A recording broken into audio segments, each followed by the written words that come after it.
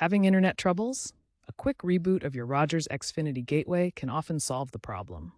As of November 2025, the easiest way to do this is through the Xfinity or My Rogers app. First, ensure you have the latest version installed on your iOS or Android device. Log in with your account credentials. Navigate to the Devices or Gateway section. The exact wording may vary slightly depending on your app version. Select your modem's gateway from the list. You should see an option to restart or reboot.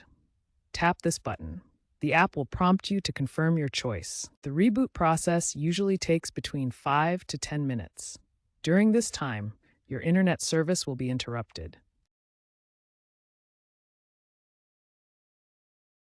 The app may also offer restore options, which reload default settings. This differs from a reboot, which is more akin to restarting a computer, clearing minor glitches without deleting your settings.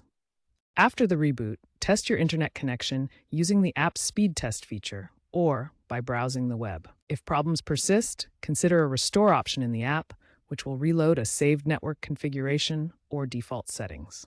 Note, settings will be lost. In the future, expect AI-driven predictive reboots.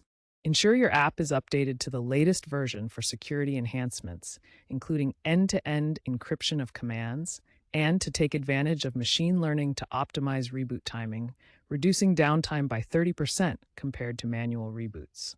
This method is effective for 80% of common connectivity issues, such as slow speeds or dropped signals. App-based management reduces carbon footprint by minimizing in-person tech dispatches. Keep in mind that if these steps don't resolve the issue, contacting Rogers support is the next best option.